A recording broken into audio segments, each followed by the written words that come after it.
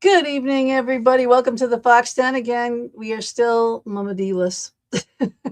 But she's trying. She's trying to get back to us. I just want to say before we start the show, I want to remind everybody that Penhurst Paracon is right around the corner. I keep trying to update these pictures of all the celebrity guests, and I'm going to read a list that's in front of me so it doesn't go along with all these pictures that are on the screen here. But we have Ghost Hunters and Kindred Spirits and Project Beer and Ghost Brothers and Brian Rochelle that used to be Ghost Hunters, Katrina Wegman, Nick and Tessa Groff. Twin Paranormal is a new one this year. Kristen Bauer from True Blood is a new one this year. Rachel Lafferty, she's from Twilight. Well, she's returning, but we have also Ashley Green from Twilight. So we have two Twilight people this year. We have CJ Graham, who played Jason, Patty Negri, the psychic, Kim Coates. Now he's a very great actor, and I'm sure you've seen him in something. He's been in a million roles. So, well, maybe not a million. All right, I over exaggerate all the time, but a lot. And he was in Sons of Anarchy, and if you remember way back when, the Waterworld. Okay, and Thomas Winterton, he's from Skinwalker Ranch. Kalani, the Ghost Hunter. Sons of Appalachia.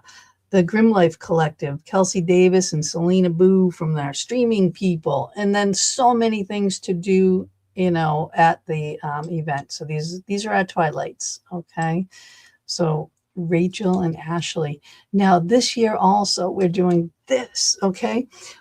Because we always have only had our celebrity people, highlighted at the event. This year, we're doing this. We have a new venue. We are offering non-celebrity people a chance to host a 20-minute workshop on both Saturday and Sunday.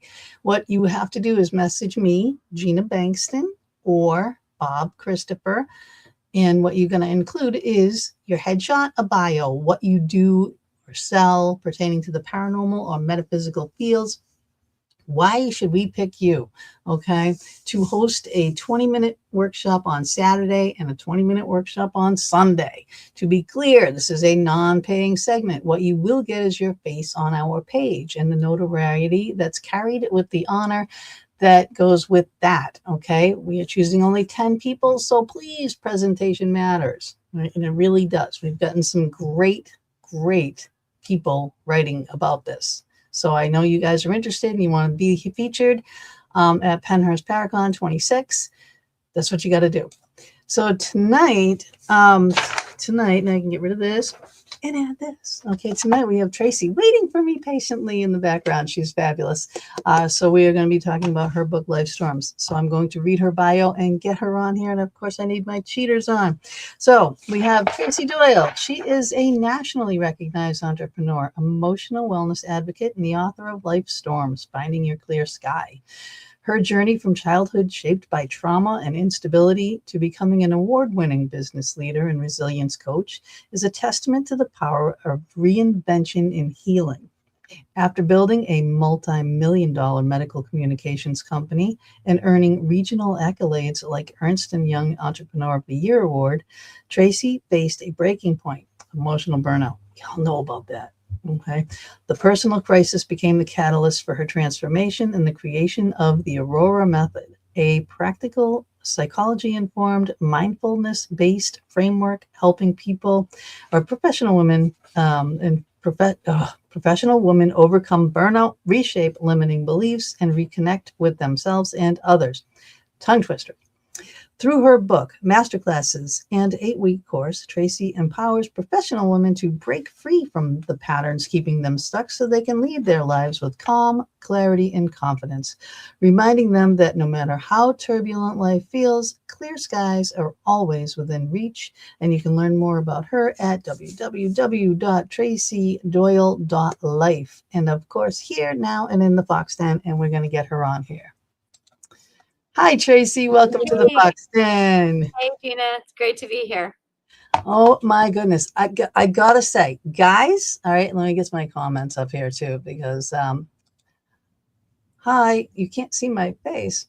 Oh, no, yeah, I had pictures up there. That's why. I'm here.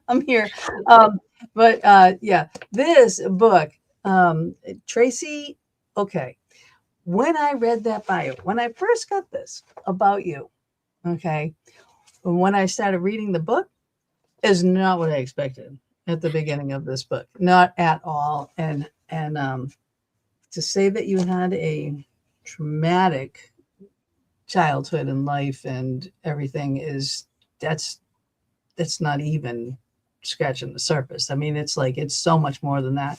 And man, you had me gripped. I felt for you. I was just like, all of it.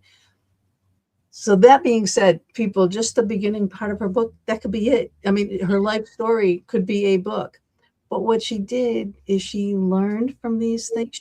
She founded this method. We have so many materials, so many things that can help us, and it's all here. You don't have to buy anything else. You don't have to do anything else. You don't have to any of it. It's fabulous. It's fabulous. And I thank you so much.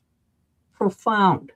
Good job. Thank you. Thank you. Thank you. It's so good to see that you have the tools. Yes. Oh, yeah, I print it all. And what I'm going to do is, because I have to read the books for the show, but I'm going to do it.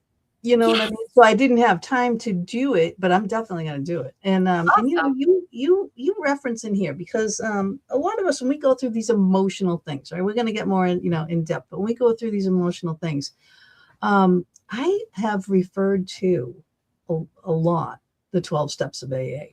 Okay. And there's references to that in here. The methods are a lot like that, the things that you learn in AA. And I've always said, everybody, AA, NA, GA, all of those, okay? I've always said that those should be a part of everyone's everyday repertoire anyway. Because you're right, because you read my story, and I had a friend who was in a 12-step program, and she was pivotal. And I was so intrigued to understand all the background, right? Having studied psychology and counseling. And it ultimately led me to the Emmett Fox book, which is Sermon on the Mount. And when I read that book, that's why I say the practices are like what all the great masters teach and what all the great psychologists teach. Because basically when I really looked at that book, and plus the books that I love, like Don Miguel Ruiz's 4 Agreements. I love Susan Jeffers' Feel the Fear and Do It Anyway. I'm a huge fan of M. Scott Peck. Like, this is all going back to my younger years. But what was very profound for me at that time was how consistent everyone's message is, right? Yeah. In terms of that framework. And when you see it work, that framework work for people who are struggling deeply with addiction. And then you look at burnout, right? And you see the parallels, because burnout is a similar journey. I mean, it's stress, it's overwhelm. And then what starts to happen is your thinking gets really negative, and you're really feeling like the world is against you. And, and you're like, no one gets me. And, and you start to isolate. But a lot of people, I was in medical communication, so I really look at data. A lot of people, when they start to come down that slope in burnout, they're looking for relief. Yeah. Some people will become an alcoholic. They might not cross the line into addiction, but I don't want to say an alcoholic. Heavy drinkers, others will cross that line and become an alcoholic. Others become drug addicts. Others still turn to food. Others, ultimately end up getting mentally ill from it and physically sick. And then ultimately the nth part of it, going all the way down to the bottom, is, becoming depressed and wanting to kill themselves, and that, understanding that, I actually have a slide that looks like this, because it is a peak and a valley. And then you have to climb out of it. And it was so profound to me when my friend shared all this with me and showed me the principles. It was like so astounding how those core spiritual principles apply to life. And you look at all the influences. I studied Carl Jung. He's in there. I studied Abraham. Now it's not quoted in there in terms of no, it's inferred. It's like, it. Right, exactly. I mean, having studied psychology, Abraham Maslow is in there, and when I saw that, I was like, wow, and that's why for me, that is such a significant influence that I would never want to not give credit to, because I think, and I do want to share this in my medical communications world. I had the privilege of sitting, I was invited to sit with the Surgeon General when they made addiction a national problem. And one of our clients was there and invited me to go to serve more as a strategic ear and listen to what was happening. And I sat there and I listened to all these experts, and I think you'll appreciate this. And the number one researcher in addiction actually said if the 12 steps of Alcoholics Anonymous was FDA approved, it would be the gold standard for many things. Yep. I've said this for so many years, like about 25 years plus. I have said this. Mm-hmm. So, finally, thank you for, what I mean? Like, it's not exactly that, people. Okay. It's not exactly that. It's just not. It's kind of based on that. It's just, when you do something wrong to someone, you acknowledge it right away. What was my part in it? What can I do to fix it? All that stuff. And she has every tool to assess yourself, because people do this all the time, but they have a hard time doing this. So this does this. Okay. What was my part in it? How can I fix this? How can I, in an AA and NA, whatever, all those things. It's like, how can I make amends? And then the more you do it, the quicker you are at making those amends. Because the hardest thing in the world to do is what? Say, I'm sorry. Well, wrong. Well, to me, I'm sorry is really where I took it was away from I'm sorry. I wrote in the book, I had the privilege of hearing Oprah Winfrey speak, and I'll never forget this. It was during a time when I was still having relationship conflict, and I was learning how to, really look at myself. I was understanding now that it wasn't my mom that was causing my burnout. It wasn't my job. It wasn't difficult people. It wasn't them. Okay. It wasn't them. It wasn't us, meaning my spouse and difficult people in my life. It was all coming from within me. It was all these beliefs that were shaped by early life experiences. And my friend was pivotal in saying that, our life experiences shape our thinking. And when you understand how it's been shaped, you can reshape it. And I was like, wow, where does this come from? So in any case, I had been now understanding what I call the reaction cascade, if you read about that in the book. And I started to really piece it together because I'm visual. And I'm sitting in this room in Newark, New Jersey, not in a room, but in this stadium. And Oprah says, she opens up by saying, the greatest gift you can give to anyone is acknowledgement. And I thought, wow, I wrote that down, and I was reflecting on that. And I said to myself, you know what? I'm not going to say I'm sorry. I'm going to learn how to acknowledge when I do something that hurts someone. Or if I react in a certain way, I'm going to acknowledge how unfair it was. Or if I recognize that someone's, feeling uncomfortable, I'm not just going to go, are you uncomfortable? I'm going to acknowledge that they seem like something's not right.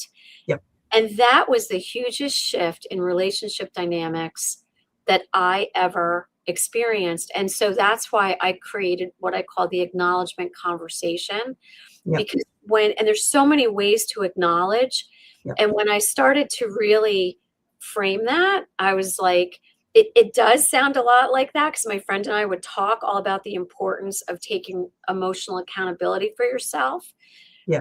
But what it is like people have a problem saying that, right? Yes. But this takes it that step further. Exactly.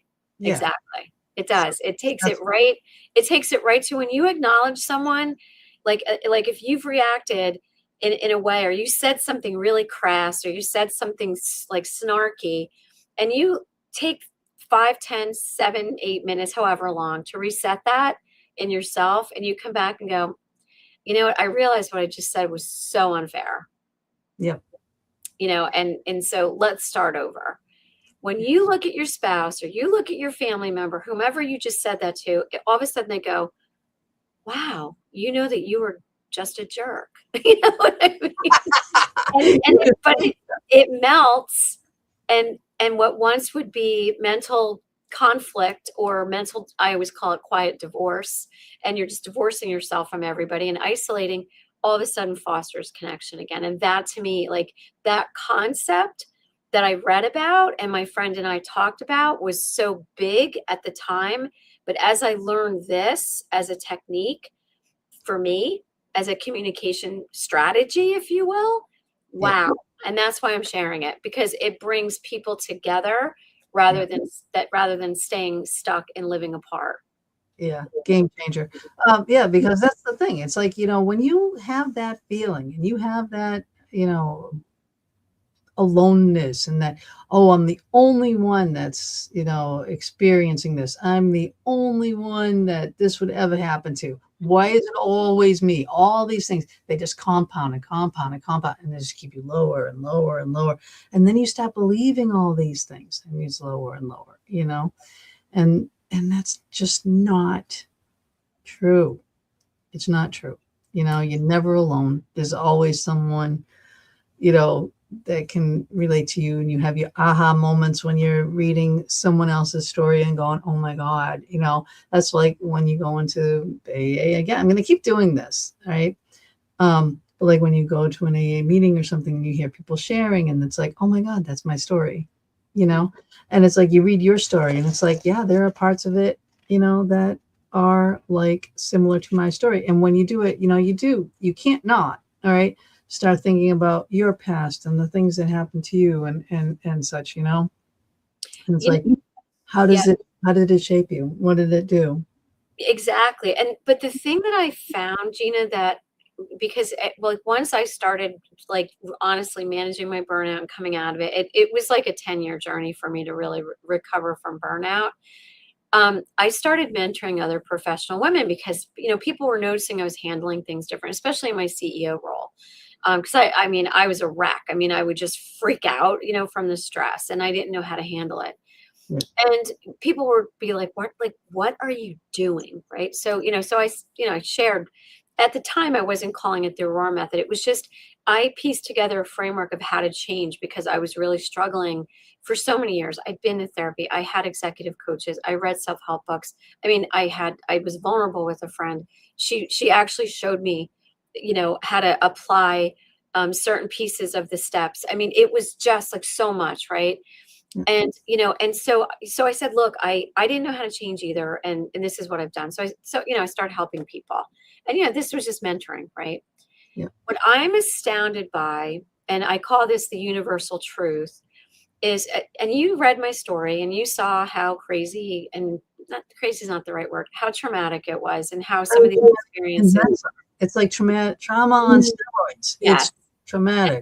It's not all in there. If you read the first version, people actually said this could not be true. And my beta readers, they were like, it's too much. So I condensed it.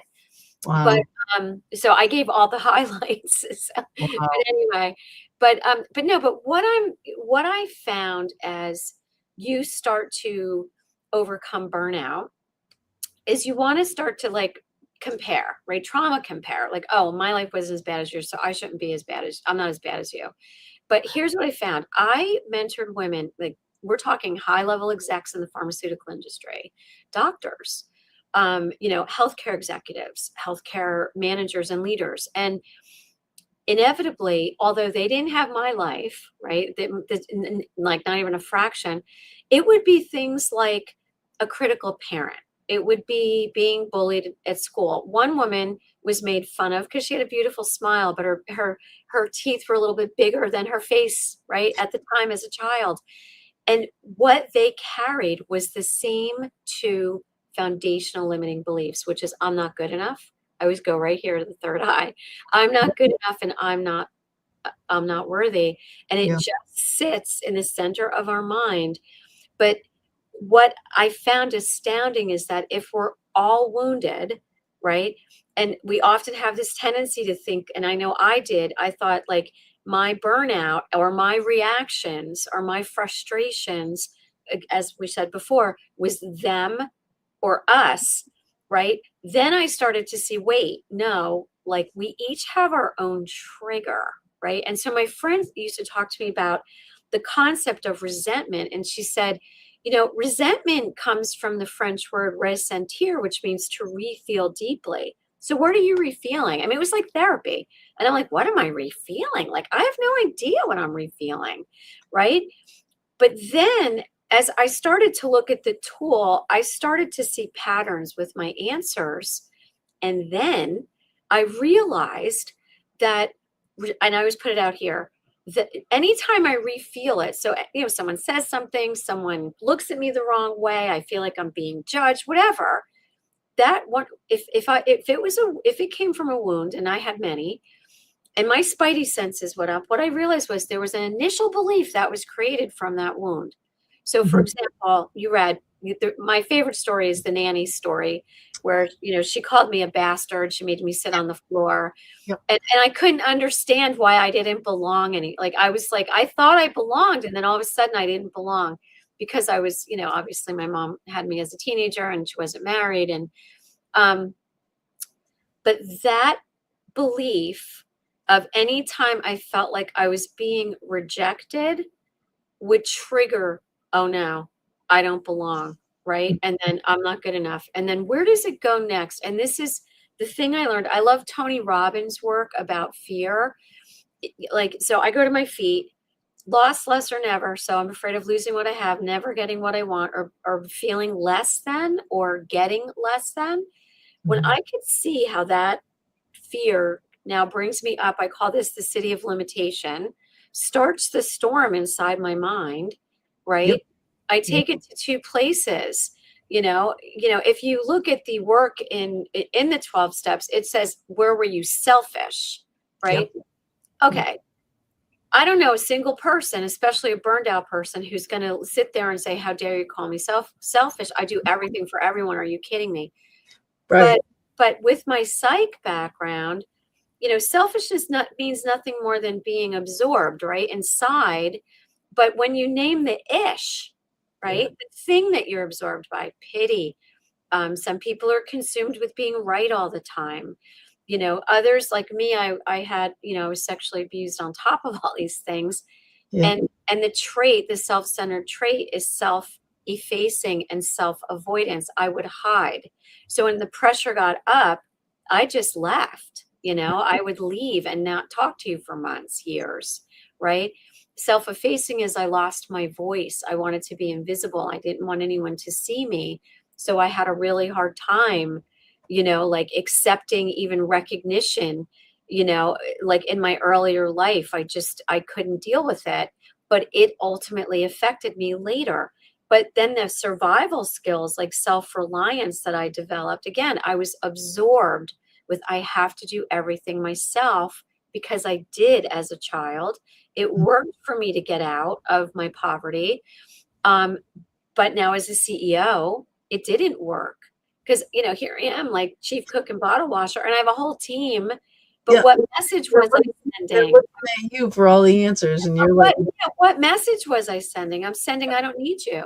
And now I'm triggering your wound, that you don't think you're good enough, right? So when I started to really understand that dynamic, I was like, wow, this burnout is so real. But I started to realize that, especially now with the data, 40 to 60% of women, it doesn't say, that doesn't mean men, but I'm speaking specific to women right now. 40 to 60% of women, so almost 1 in 2 women today, are reporting burnout in the workplace. I think it's going to take on too much. You know what I mean? Like, it's like we feel still, which is so stupid, that we still have to prove something more.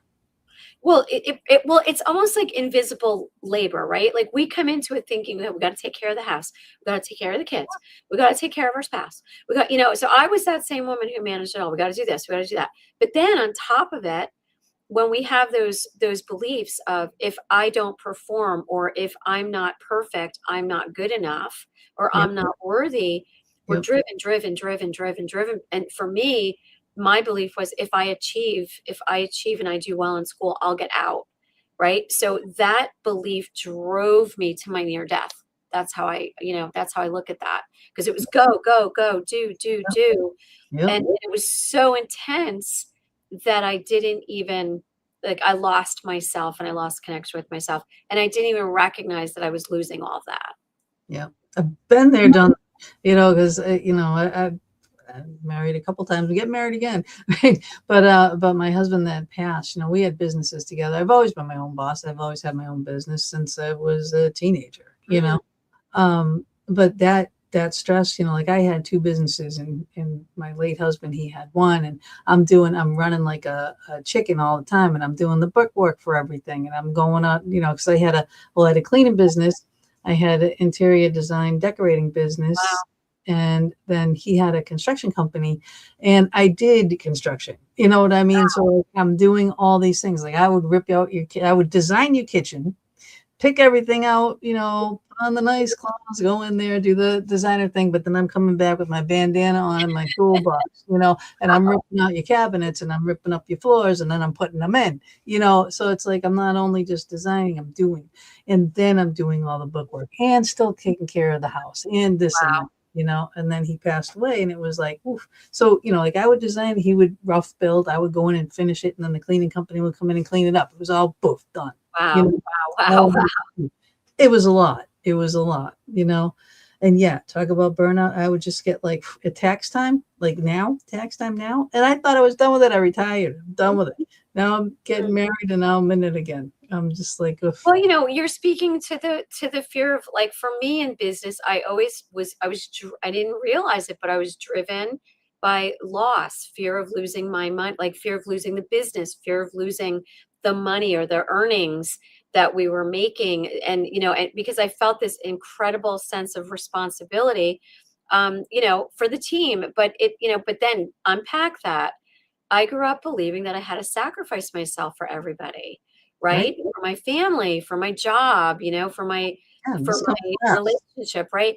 For my business. And, and here, and if I was, gosh, if we lost a client and I had to lay people off, I thought I was a failure because I'm sacrificing everything for them.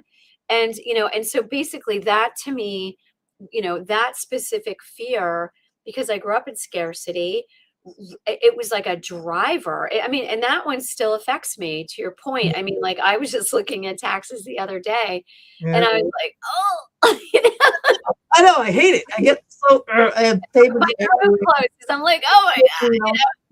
Like how you made your sheets and everything. Like I have all my stuff, and I designed all my own stuff. Yeah, that's me. Excel sheets and everything for everything, and all my calculation, my checkbook, everything I've done. All like I could probably sell that. Yeah, you probably could. I made, they're amazing. But it's like, line by line by line, going through all this stuff when I thought I was done with it. And now he's dragged me back into it. Yeah, I get it. And then, but then you're like, oh my gosh, we have to pay that. Where are we going to get that money? What's going to happen?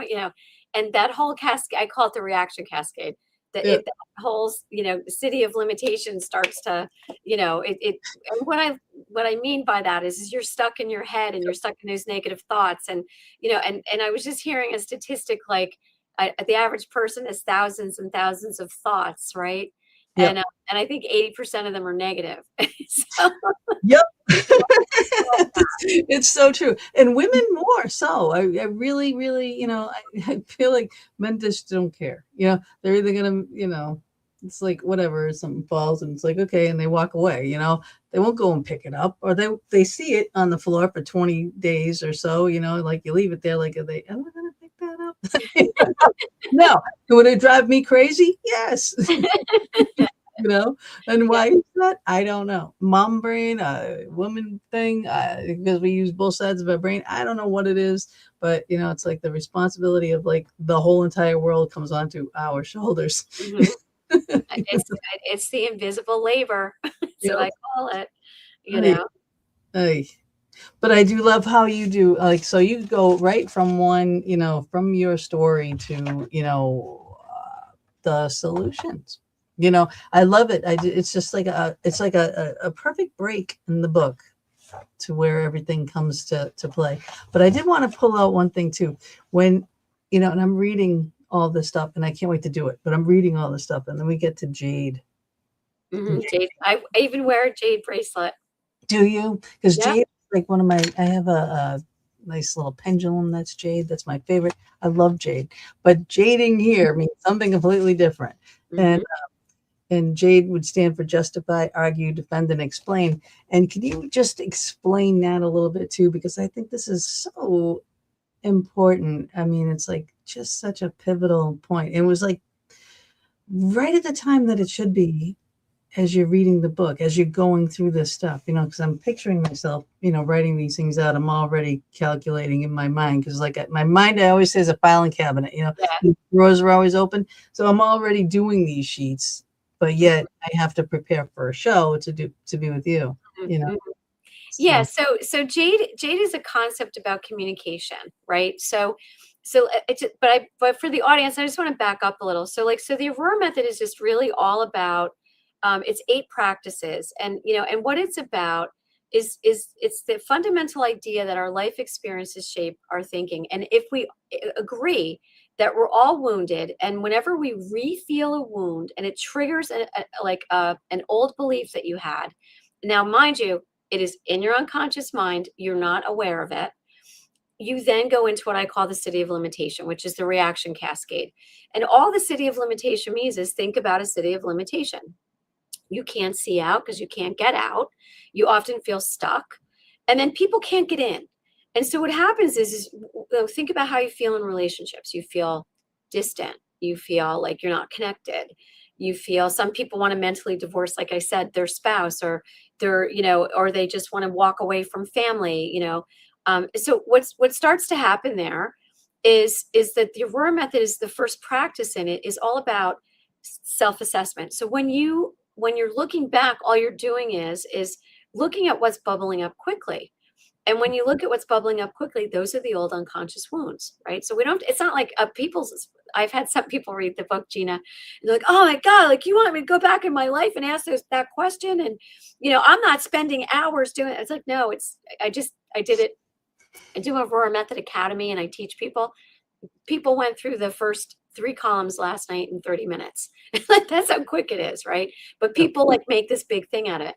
But anyway, so the idea here is when we can see who are we angry with, who hurt us, what did they do, how did it affect us? So Abraham Maslow talks about, in his hierarchy of needs, there's main ones: belonging, esteem, our aspirations, which he calls self-actualization, and your ambitions and what you can do for yourself. He also talks about, safety, right? So, physical safety and financial security. And he also talks about emotional safety and emotional security. And the premise here is that Maslow, and he's an old psychologist, but what he said was, anytime we have some type of wound that we've internalized and it stunts one of our needs, we start to see the world negatively because we're coming from a place of lack. So think of what lack is, right? If you read the book, looking at life through a straw, you're just laser focused on what you don't have, and you're not able to see the abundance of what you do have. And then you're living in a state of discontent, right? I'm unhappy. This, life is horrible. You're horrible. They're horrible. You think about how it is. So what the Aurora method then does is it asks you to really look at how you responded. So it's not a shaming exercise. It helps you start to really see your patterns, right?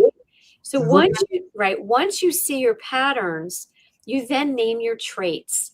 So I call them the issues. But there's other traits too, right? There's fear, there's thoughtlessness, where we're unthinking, right? We just do something out of spite. Think about it. Many times we're dishonest. I was dishonest. I was sexually abused, and I was terrified of talking about it. So if you didn't ask, I wasn't saying anything, but that trait followed me. So there's various traits. So the next piece of it is then once you understand it, you see it, you name it, you now know how to change it. You go through the next phase of it, which is called the turnaround, and you're learning how to shift your perspective. Because what's the number one treatment for burnout? If you ever read the data, every piece of literature I've read is change your outlook and change your attitude, change your perspective. And everyone I know is like, how do I do that? So the turnaround helps you do that. Now, once you start to turn around, you start to see things like, oh my gosh, like I thought it was, gosh, I thought it was my mother who was doing this, or I thought that, oh my gosh, it's not it. Yep. Then you go to the conversation, the acknowledgement conversation. And what Jade is about is we have the tendency, as we're trying to have a conversation about something, is we want to over explain it. Well, I did this because you did that, right? When you do this, I do that. Or we defend it, right? Or so let's start with the J. We justify why we did it. I did this because, right? Or we argue with each other. Well, oh, really? Well, it's a tit for tat. Yep. And we defend ourselves, like I said, or we over explain. So jading is all about paying attention to how that creates disconnect. And it does not foster acknowledgement. It does not foster connection. And when I think about the state of where we are right now outside of burnout, so many people are at odds because they're stuck with certain traits and they're jading. And in the absence of those two things, I can tell you, when you learn how to change those traits and you learn how to stop jading, gosh, your world opens up. And I'm just going to share one story about that. I was working on the book, and his name is John. So I love him. He's a great guy. And he's a development editor, and he was helping me figure out how to reframe the self-help portion of the book. And and I was struggling, like, you got to name it, you got to this, and because I just want to tell you what I learned, So anyway, he started doing the work, and I don't know, it was about a couple months into us working together, and he said to me, this book's really messing me up, and now I'm like, oh my God, what do you mean? And he said, no, in a good way. Right. And he told me a story of how he and his brother they were so close. And he and I had a similar background. He grew up in an alcoholic family. He did not have a substance problem. But he and his brother were at odds over something. And he realized that he wasn't taking his brother's perspective into account based on his brother's job. And he jumped to a conclusion, and he became self-righteous. And he actually cut ties with his brother, who was his lifeblood and his best friend. And his brother, was devastated, but never did anything about it. And so he actually called his brother and said, I've been really thinking about how I, completely cut you off. And it was using expletives, obviously.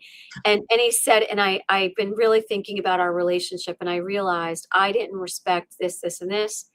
And I was only looking at it from my own perspective, and I can understand now what you were trying to say. And it was so unfair of me to just cut you off, man, because I love you and you're my brother and blah, blah, blah. And now they're back together. That is what the AURORA method brings, because he first did the self-assessment, then he did the turnaround, and then he got to creating the connection builder. And when he did that, he was like, you know what? I want my brother back in my life. I don't want to live like this anymore. And then my favorite, though, is he realized something about him and his wife. And we had a very, very great conversation about that. So the AURORA method, I speak to women because I've mentored professional women for a long time, but this is applicable to everybody. And, and all it's about is helping you break through the patterns that keep you stuck and really move from feeling disconnected to reconnected, not only to yourself, but to the other people in your life that matter, so that you find your fulfillment again. Right. Right. That's a great story. And that's so true. And again, we keep saying like AA and addictions and things like that. Now, it doesn't have to be a substance. It's just, in general, addictive personalities, because it's just, people can be addicted to ice cream. All right. And it's like, if you have an addictive personality, whatever it is, you'll obsess about it. You just want it. And it's just, but this whole thing goes with this addictive personality that, that this whole 12-step thing, your book mentally focuses on. And you know what I mean? Like, it's what works to snap you out of it, because it's like this. It's you do get stuck in yourself. You do get stuck here. We all do. because we're all wounded, right? And I try to stay away, me personally, I stay away from labeling things, because what I learned as I was mentoring women, and they didn't have experiences like I did with addiction.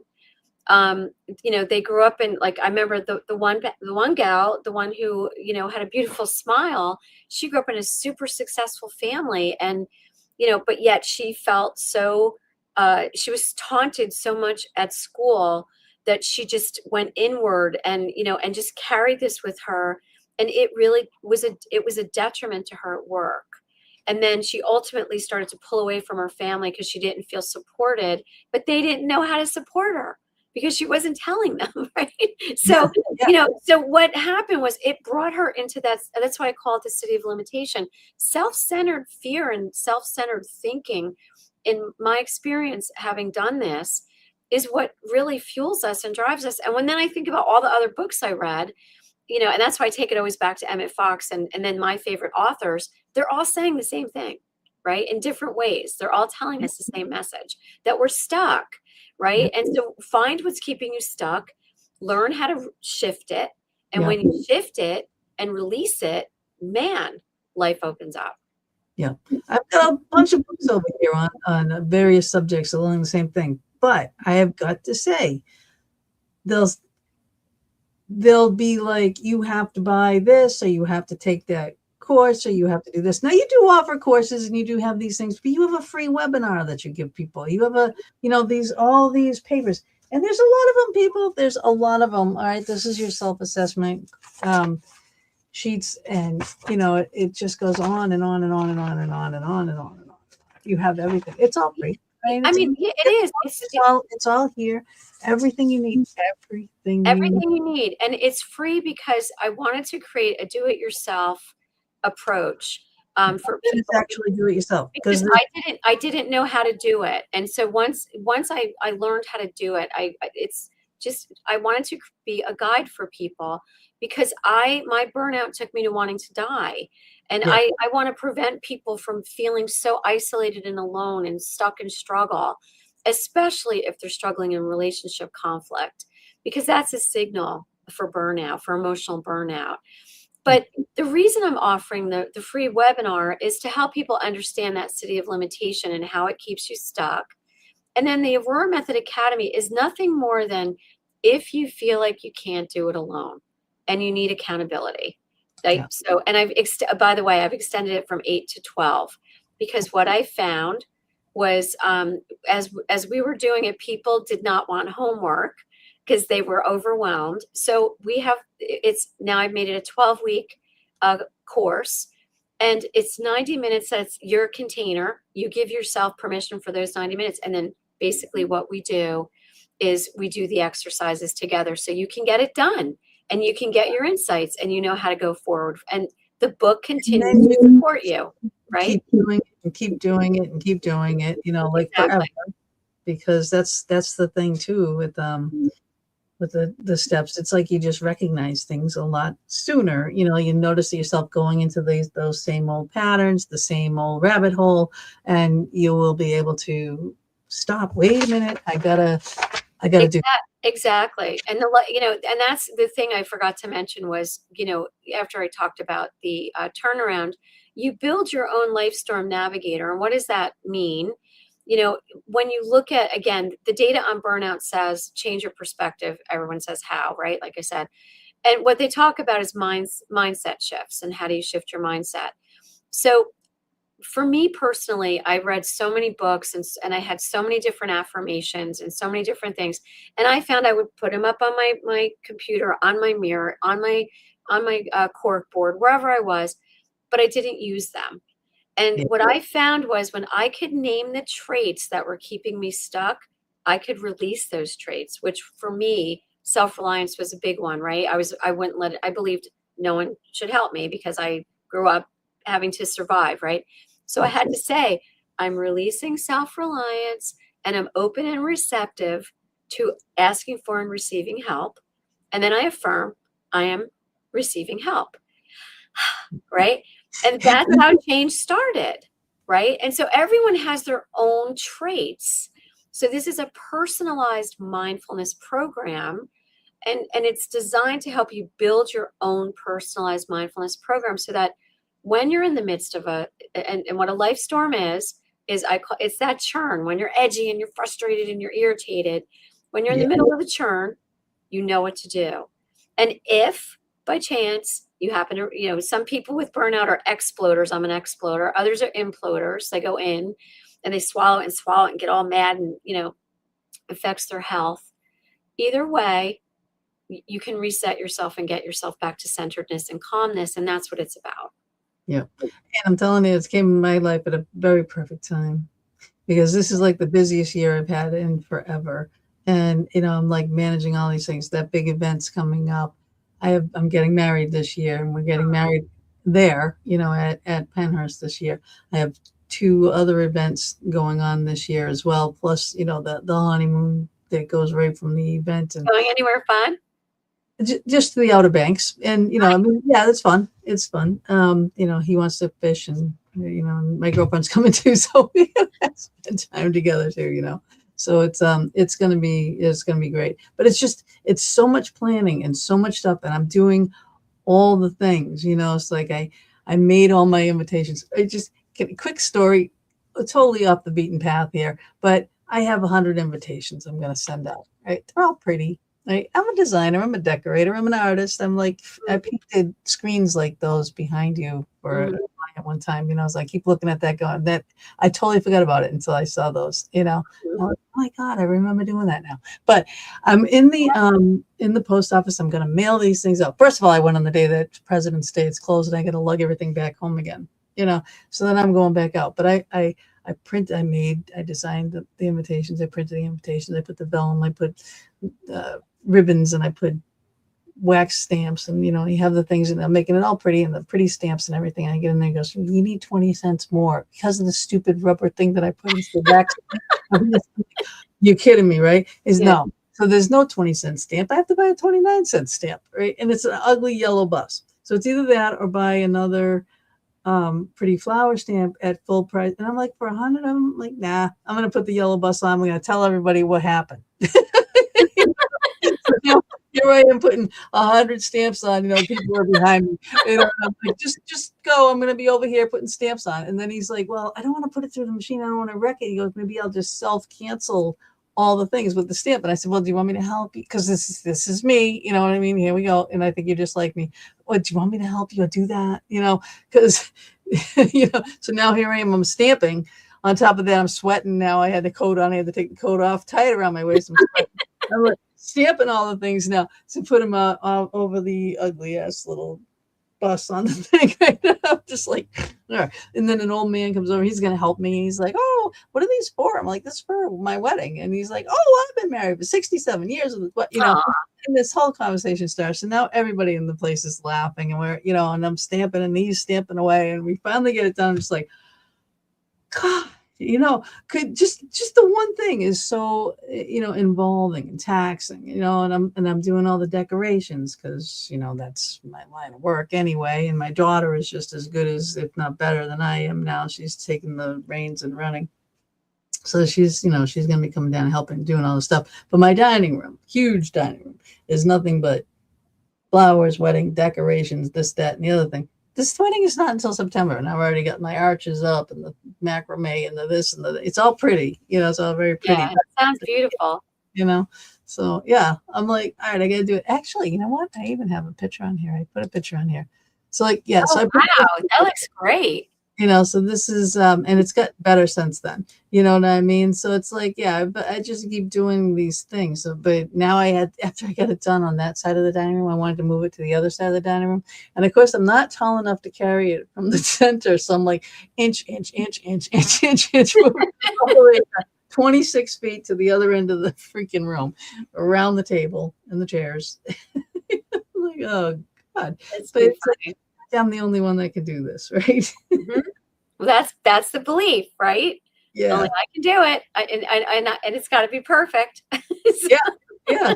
No. And if it's not, it's a crisis. I know for me, I had to work through a lot of that. If it didn't go because I'm meticulous about everything. Yes. And if it wasn't like 100% perfect, it was a catastrophe for me.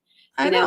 and I had to learn how to My reset beautiful that. invitations are ruined. Yep, exactly. And you don't Yeah. have to though. You don't have, when you No. learn how to let that stuff go, it's pretty incredible, Yeah. especially for just, just our well-being. That's why I'm doing emotional wellness advocacy, because it's like, we just like I've just come to believe that we're just human doers. At least I was, I was Right. just doing, and I just never gave myself a chance to just be, And I work on being a human being today. I know, and I love reading this. I really do, because it was such a good time, because it really did bring me back. I did suffer from addiction, and from alcohol and cocaine and other Okay. drugs and Okay. stuff. So I did suffer from that. I did lose everything. I did want to kill myself. I did go through all these things. I can Mhm. relate. I was abused at 4 years old. I was like, a lot of things I can relate to. You know what I mean? Wow. But Mhm. so but these things shaped me. I didn't go down that, killer hole because of so many things. I went down that killer hole because of drugs mainly, Mhm. but AA did save my life, and that was a total lifesaver. And when I learned those steps, I was like, oh, wow, Mhm. you Mhm. know, huh, Mhm. this should be for everyone, Well, and the wisdom that comes, like the wisdom my friend had, I mean, like unparalleled wisdom that I've ever experienced from anyone in my friend circle. Her wisdom was amazing, you know? And yeah, so, I mean, that's to me, the wisdom that you gain is incredible. And to be able to share it and help others in and out of those rooms is incredible. And that's what she gave me, you know? it's, oh my God, it's powerful. And then, because at the time, I'm like, in construction and everything, right? So I'm like, I felt more comfortable with men. Mhm. I said I Mhm. should have born a man. You know what I Mhm. mean? I was comfortable with men. I would go to a man's meeting, and they actually allowed me in there, because even though I was a cute girl, they accepted me because of who, and how hard I was working, how much I wanted this, and how Mhm. you know what I mean? I want to know, I want to have what you have, but you could feel the energy in this room. This group of men it was insane. The energy in this room. I swear the beams from heaven were shining on this. Mhm. I really do. That's You know, amazing. and if it wasn't for them, I wouldn't have made it. And then I could be there for women. You know, Mhm. know what Mhm. I'm Mhm. and and then to keep them away from the bad men. And Mhm. Yeah, yeah. there's always the good and the bad and the stuff like that. And that was so many years ago. And those things, like, I don't go to meetings anymore. I don't really need to. I really did work those steps hard. I really did apply those principles, the things that I learned through my life. However, again, this is a much better method, a much better refresher course, and a reminder of, so if What it you, teaches, of what it teaches. yes, Yeah, you yeah. know, That's what it's about. I mean, like I said, the fundamental framework is, I think, when you look at, again, because I studied psychology and counseling, the fundamental framework is in so many places. And for me personally, I needed practical. I just needed practical, hands-on, show me how. yep, And I was able to translate it in a way that like anyone can do it, and that's pretty much because I could do it. That's how I looked at it. And yeah. now I'm teaching it, and I want to teach it because it's beautiful. And and like It's the life-saving and life-changing. It's it's not life life changing. changing. When you learn how to change your thinking, it's incredible to me. I didn't understand, I had gone, like I said, I'd gone to therapy, and I understood why things were happening. Where I struggled was when, like I would have, reactions, and these reactions were coming from triggers. And, we would talk about the trigger, we would talk about what was driving the trigger. That's great. I knew, like, I could jade that, right? This is why I reacted because my mother did this. Yeah.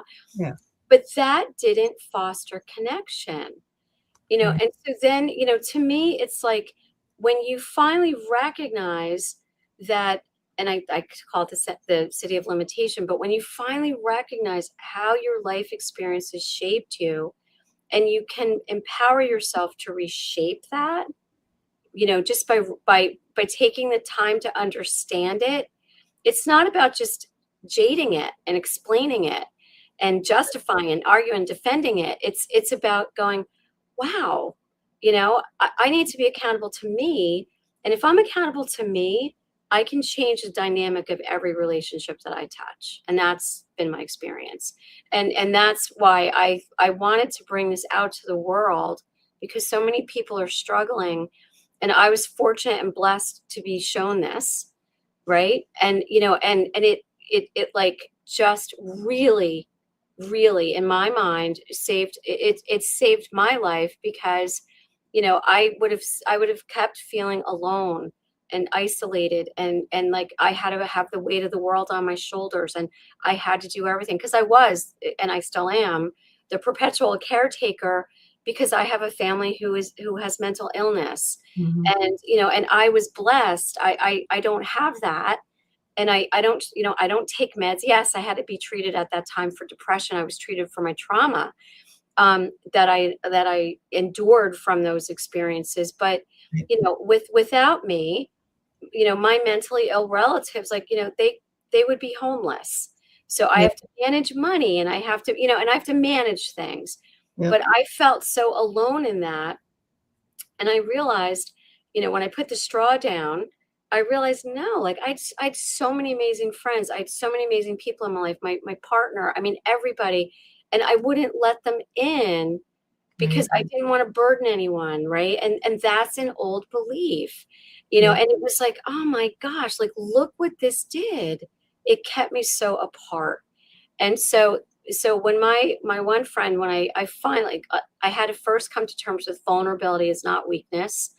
Because I was all that on the outside, right? I'm Tracy CEO, and I'm successful, and I'm a high performer, and I'm this and I'm that. I have the house, I have the car, I've traveled, I got out of poverty. Look at me, right? But when I realized I was protecting myself, from others, and not because I didn't want anyone to know my background, especially when I was in the pharmaceutical industry. Like, I was like horrified. Like, I didn't want them to know, like, where I grew up, and, that I found my stepfather murdered. I mean, like, these were crazy things, and I did not like, I was a one-way mirror, and it worked for a long time until it didn't. And that one-way mirror is what took me to the depths of despair, because I wouldn't let anyone help me. And then when I finally opened up to my friend, I love, like Susan Jeffers' book, Feel the Fear and Do It Anyway. Like, so it all started where, as we know my story, right? Well, this audience doesn't know my story, but You got to know the story. I'm telling yeah, you. Oh my God. well, what happened was I got to that point of breaking. VC Andrews or whatever it is. Is it VC Andrews? VC, you know what I mean? Yeah. Could But I be got to that point, that breaking point, and what it was like, leading up to it, I would be driving, I was exhausted, I was so depleted, I felt so empty, I felt so alone. And all I would think about was, how could I kill myself? Right. And yeah. and what started to come to me was, I didn't have the courage to, like, hurt myself in a deliberate way. So I came to terms with, an accident makes really good sense. I was So going to do that too one it made a time. lot of good Drive the sense. car into a tree. Yeah. Yeah. Yeah. So then that day, I'll never forget that day. It was December 21st. It was 1999. I'm getting ready for work. I get a glimpse of myself in the mirror. Like, eyes are hollow, my spirit's dim. I mean, I didn't recognize myself anymore, because I was just so empty. And, like, inside my head, like, I'm like, I'm done, and I'm ranting, like, I'm done taking care of my mentally ill mom. I'm done being responsible for my sister's kids, and now at this point, I'm a senior director. I wasn't a business owner yet. And I'm like, I'm done being stretched in every single direction. And, my mind's escalating, right?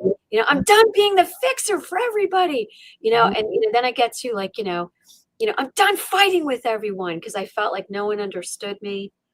And then I'm like, yeah, it's around the holidays. This is it, right?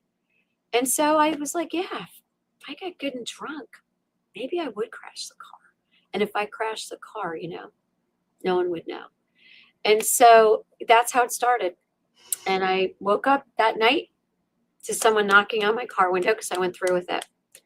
And I'm hearing, "Are you okay? Are you okay?" And I'm jolted awake. And now I'm like, what have I done? Right? What have I done? And my car is facing oncoming traffic. I was a hair away from a head-on collision. And and when I was like, it's a young couple. I could have killed two people. What am I doing? I mean, I flipped out. I'm like, how did I get so lost? Like, what? Like, how do I get my life back? I'm like, I was freaking out. I'm sobbing in the back of the police car, and I'm just like, my mother, I have to take care of my mother. I'm like just going on and on and on. My sister, her kids, you have no idea. Like, and and they're just like, yeah. They think this is just some Yeah, they drunk. think you're a nut job, and Yeah, yeah, they think I'm just this drunk lady. But that was my suicide attempt. And that next day, I had custody of my sister's kids, and I had to go to a school meeting. And of course, I have no car. So I'm walking 2 miles to a school. I'm sobbing hysterically, and I'm just like, my head and my heart, are fighting. Cause, like I said, I grew up believing I had to sacrifice myself for everyone. And now I'm like, Tracy, you could have killed two people. I'm screaming. And then my heart's going, Tracy, you're still here. You're still here. And then I'm like, yeah, I literally raised my arms and I'm sobbing. And I'm like, I want to live. I want to live, And then that moment, though, as I'm walking and I'm crying, it what it taught me was, and it was my first real life lesson, was that sacrificing yourself doesn't mean abandoning yourself, right?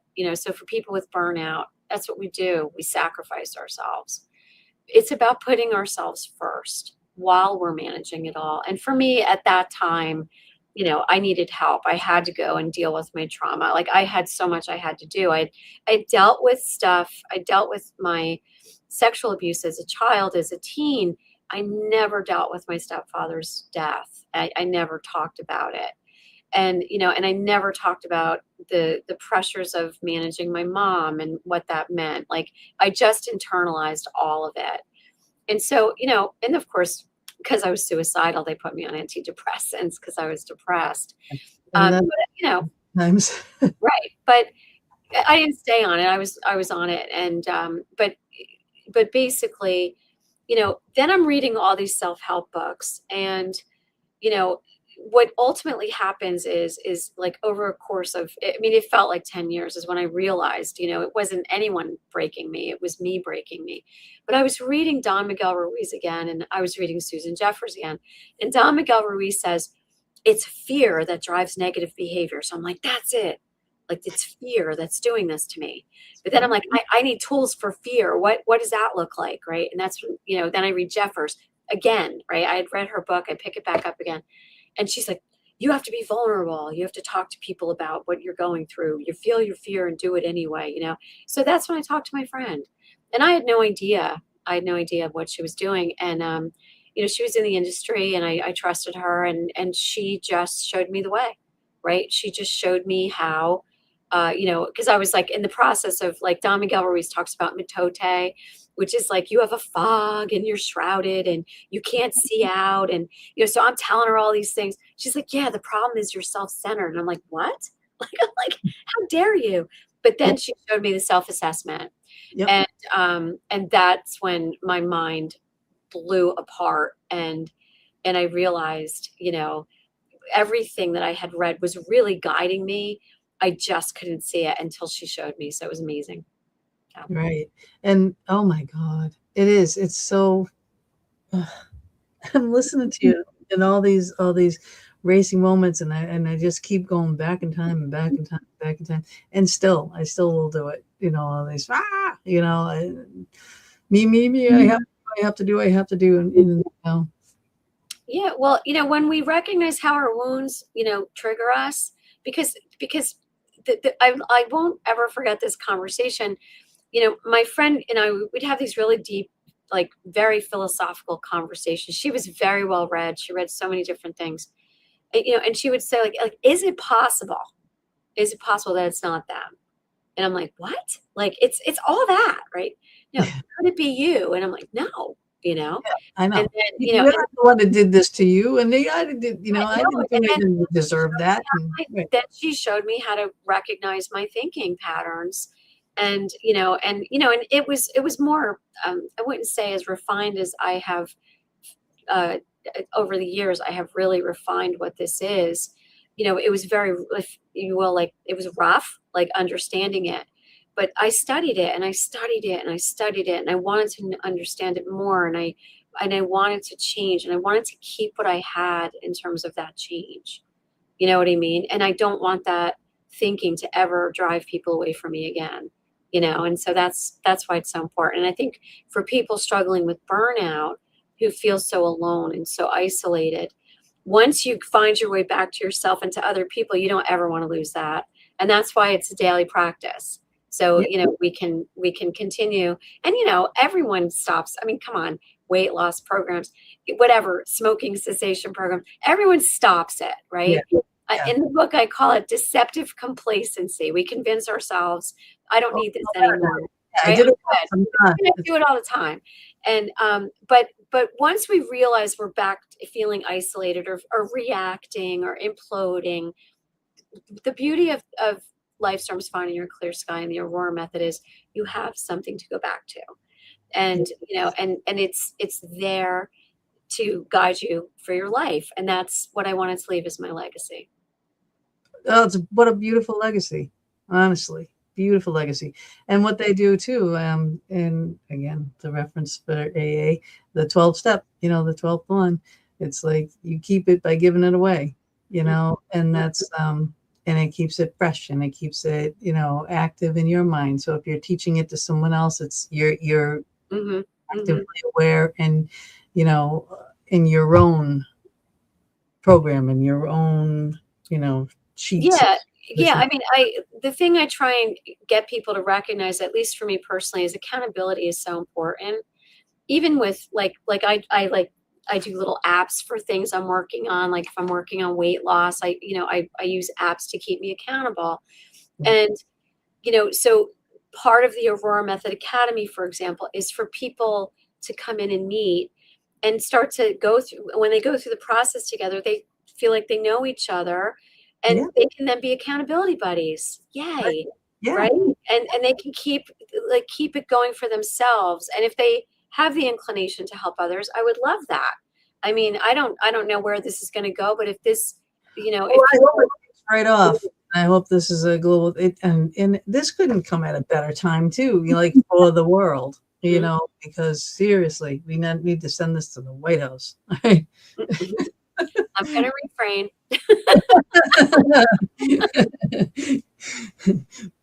Another story.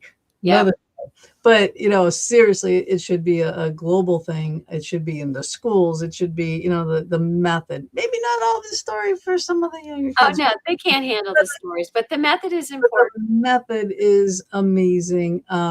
Yeah. But I'm glad you included this story, because I feel like I got to know you, that you're coming from a place of this great despair, this great trauma, to overcome, to be successful, to be, and be successful before you're doing this. You know what I mean, too? Hmm. And Hmm. you're really all together. And Yeah, all, I mean, thank you, because I feel like my whole life has prepared me for this moment, because the things that I've learned over the years, especially if I don't know how far you got into the book, but there was a point with my business, because of the Aurora method and the daily practices, I got to a point where the business outgrew my skills, right? And I didn't know, and I had deceived myself into thinking I was okay, the company was okay, but I had hired someone. My CFO had passed away. I trusted her implicitly. She guided me on every decision. We were super profitable, super successful. This guy comes in, he doesn't know what he's doing, right? But the way he did stuff was different than the way she did it. And when I would ask the question, he would tell me what I wanted to hear. But if I understood, and I tried to learn finance, I did. I just, for some reason, my mind doesn't, I can't process it. yeah. So I couldn't see it. I couldn't see what the issue was. And so the books look normal to me, right? And then what we discovered was he drove us to near bankruptcy. Yep. He drove all our value away. And, and I had to go deep with that, right? Now, my old me would have been like, I'm a victim again. I'm this, I'm that, da, da, da, da. No, I had to go deep and really, I went back to the method, and I realized I got deceptively complacent. I wasn't really practicing. I knew I didn't understand finance. When he was telling me things that I wanted to hear, my gut kept telling me, you should always trust that right? gut. I didn't trust my gut. I went back to self-avoidance because it makes me uncomfortable when I don't understand something. Yep. And it's not to say that I created this situation, but I had to get honest with myself and accountable with myself that the business outgrew me, and I had to let go of the reins. After building a business for over at that point 18 years, and I was at the helm, wow, I was like, I have to do this. And I knew I committed to myself that I had to do it. And so I just worked through it, and man, was it difficult. I had to let go of a lot of people. Everyone hated me, and I just had to endure it. Right. It was like, face everything and rise. And when I got through that and I got to the other side, I basically, handed over. It was difficult letting go, but ironically, what happened was COVID happened, and I would have not known how to navigate us through that. And the person I let go, not let go of, but handed the reins over to, he steered us beautifully through it. Because all of our contracts were canceled, right? And he just steered us through it up and out, and took us, because he knew how to exit, which is why I handed over to him. And and gosh, it was so incredible. But because I was willing to look at the business, and get honest with myself and say, the business outgrew me, and I could be emotionally accountable that not that I created this situation, but that I perpetuated that problem because something told me it wasn't right, but I didn't get help for it again. Right? Again, I created it. Well, not created it, but It's in your mind. It is. Right? Yeah. So it's amazing. It's the same cloud that came back. Right. But it's amazing when you have that clarity, how you can make a decision to get to the other side. And ultimately, I sold, and and here I sit, I'm out of the business. Yay. And I'm living my purpose, because when I learned this and I saw what it could do for others, I just was like, I definitely want to help people struggling with burnout and feeling disconnected, because people don't know how to find their way back, Yeah, it destroys so many lives, so many businesses in so many lives. It does. And so many people, especially entrepreneurs, we're like, forget it, I give up, I'm going to shut down the business. And you're limiting your own potential when you don't look at your city of limitation. Because when you like mine, right? I mean, I got to do it all myself. I got to do this, I got to do that. No, I ultimately learned how to delegate and let go, to the point of letting go of the reins of the business, right? It took me, I should have done it probably 4 years before, but, I know, right? and that wouldn't have happened, and it would have been a better outcome, but whatever, but that's okay. I could now say, no, I'm not a victim. No, circumstances aren't this. It's, I didn't recognize it sooner, and if I would have, things could have been different, but they weren't. And it prepared me for where I am today. And that's how I'm able to look at that now. But I wouldn't have been able to do that before. This just helped me really crystallize what happens inside. Yeah. Well, I say a lot of everything for a reason. Everything happened for a reason. What you lived through was brutal, but again, for a reason. You know what I mean? Because here you are, this strong, amazing woman that I get to, like the honor to talk to here, that you've pulled off something like this out of everything that you've gone through. I mean, you talk about a roller coaster. You've been on that roller coaster since birth. Mm-hmm. And I mean, a lot of people will self-inflict these roller coasters, but this was, not you. You know what I mean? Like, not these things were happening to you. You didn't know how to deal with them at that, So I'm just so utterly utterly impressed and in awe of you. Thank you. Thank you. Yeah. And I hope people that watch and share this show have someone special in their life that this can help, because this would be a great book to give to someone that they, like There's say so you many have a people friend, struggling. There are so many people struggling, just you know?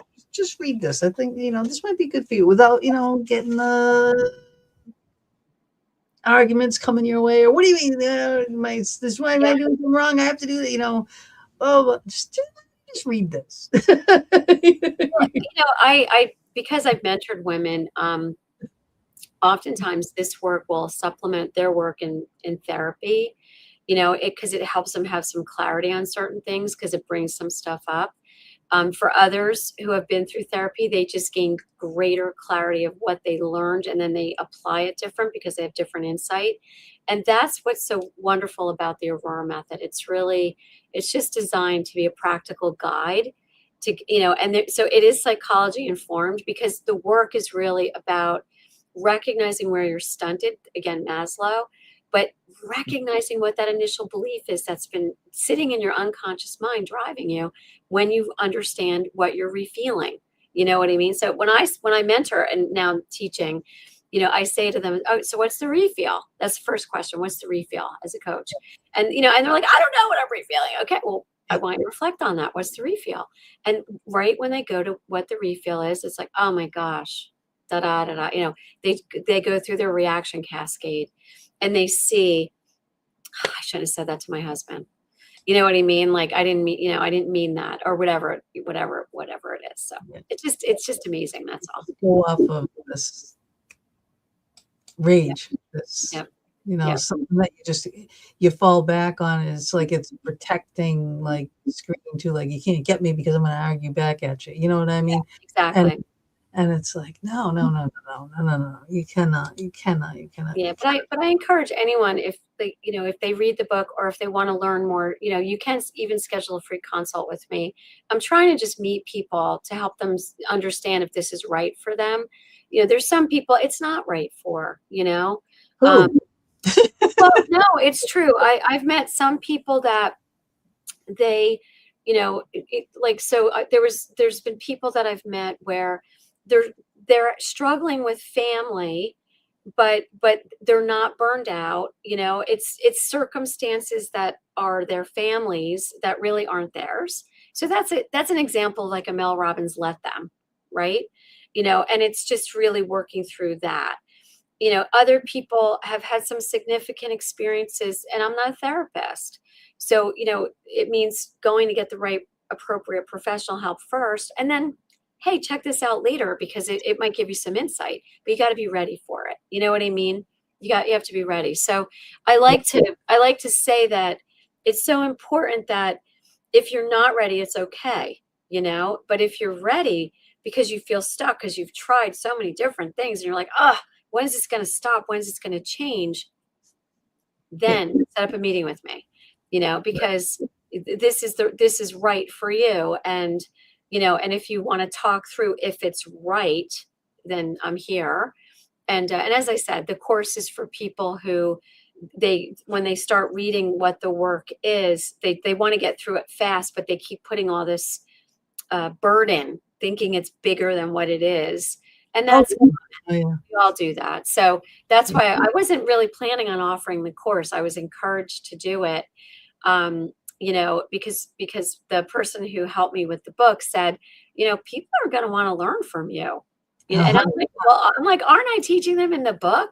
And, and it's like, well, I think you better be ready. So, so I'm ready to teach and I'm enjoying it. It's wonderful. It really is. I was just going to say something. And it's just like totally lost.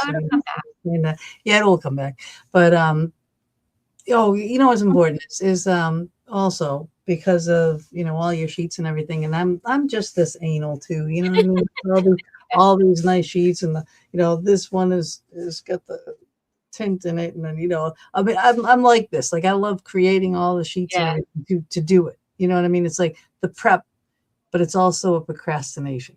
The prep, You know what I mean? It was like, so I can procrastinate by setting all these things up, actually doing the work.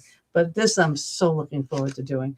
But like I know where my mind goes, But I know also that once you have all these things racing in your head, it loses all its power over you when it's on paper and it's looking at you, and that's the actually kind of what I'm going to write a book about. You know what I mean? So it's like, if it gets out of here and it's on here, it loses that power over you, period.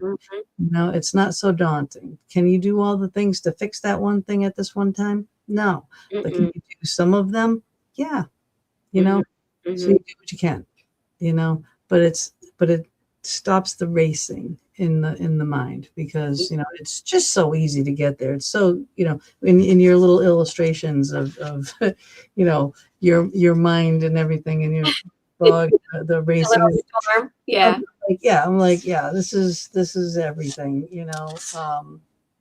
Yeah, someone suggested that I create a head and let people map it out. And I was like, that's a great idea.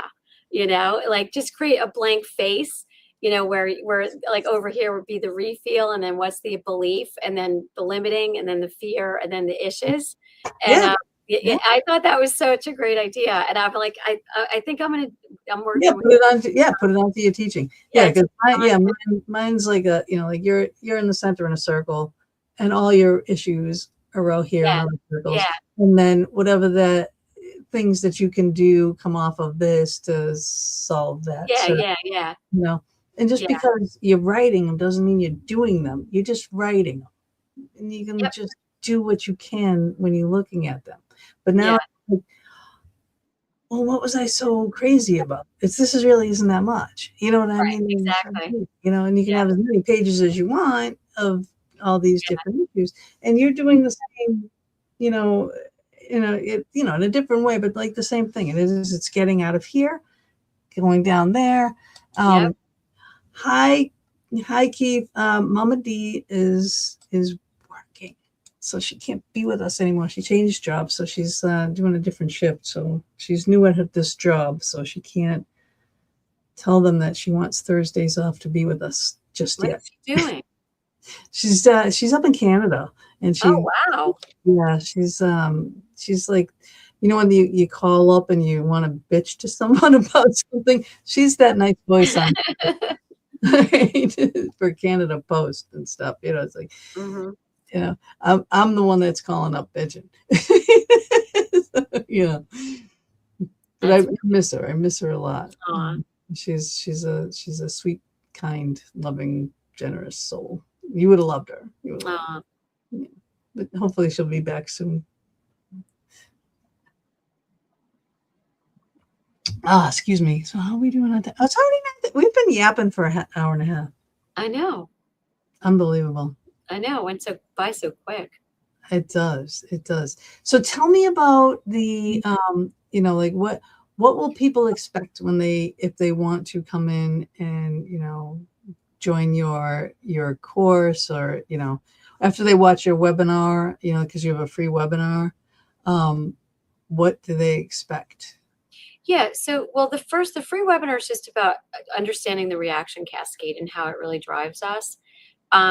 So, and that's the precursor, because that's the setup for why you need the AURORA method. When you understand that, some people don't identify with it, other people do, and that's great.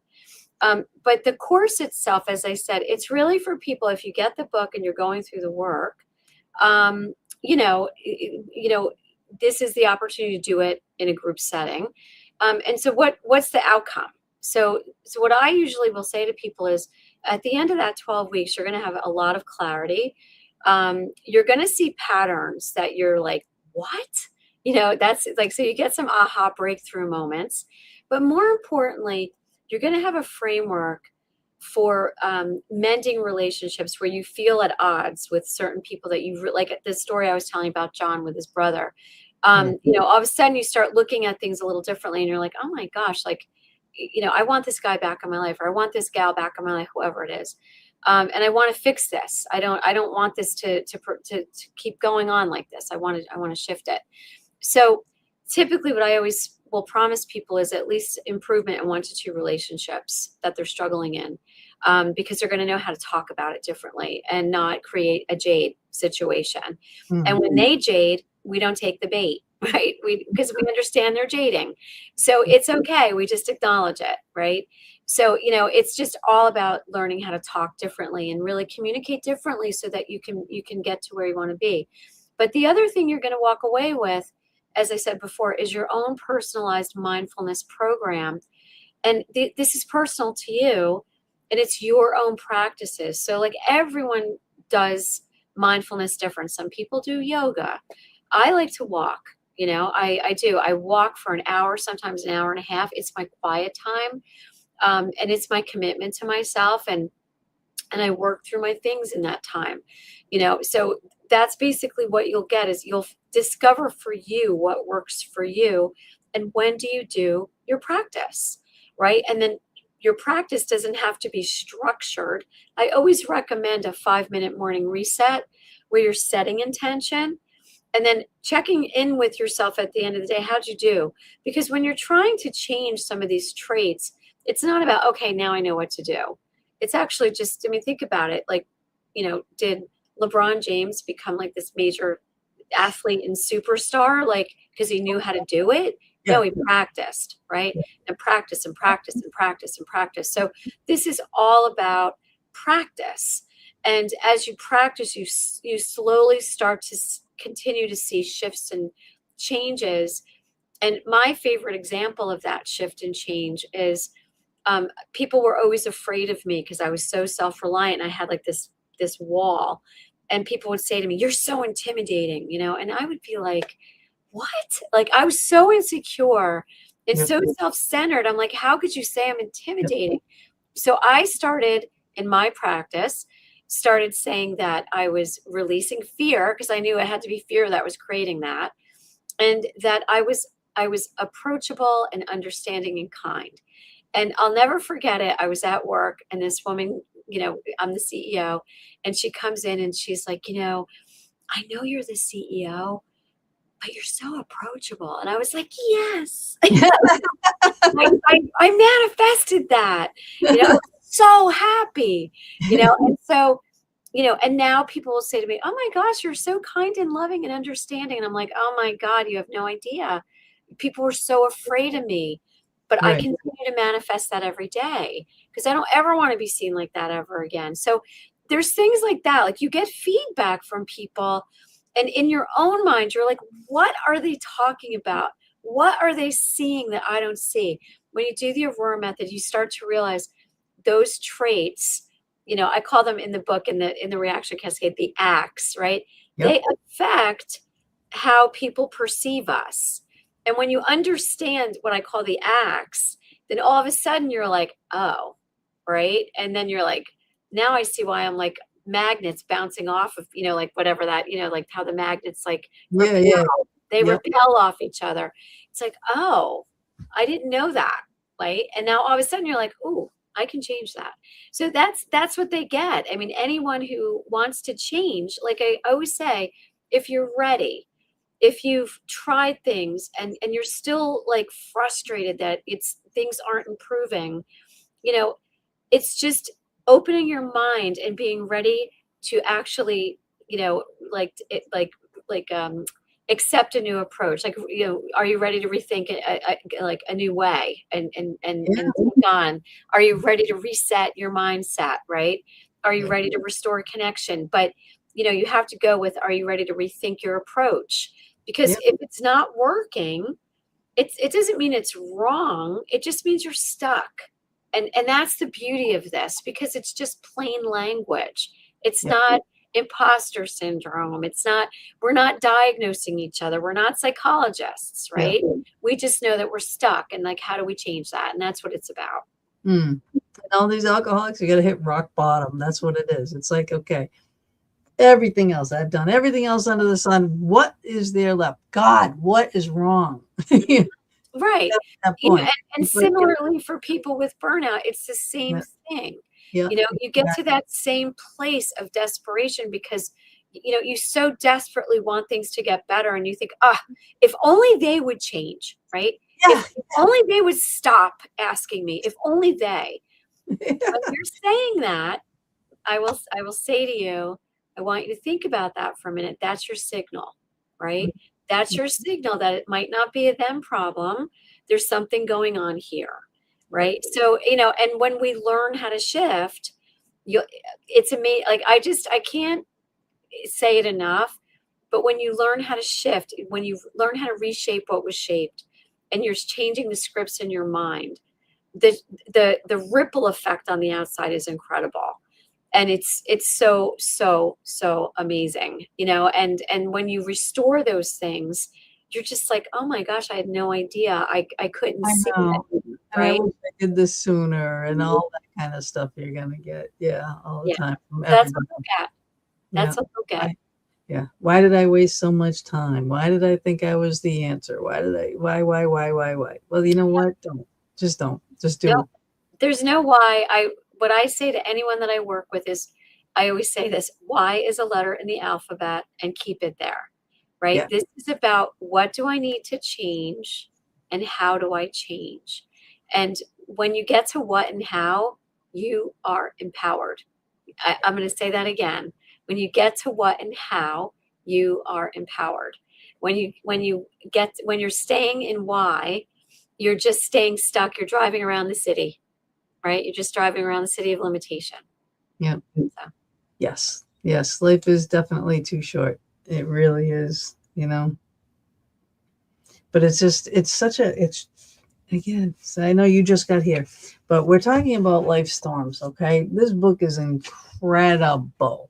You want to get to know yourself and you want to just change everything, but you have like so many forms and everything that you can print out and a whole site and a whole group of people that can it's a support. toolbox. That's all it is. It's a toolbox. Yeah, and it's everything. You don't need to buy anything else. It's just this. It's this is the whole package. She's the whole package. I mean, if you guys get this and you do this, you're gonna thank me.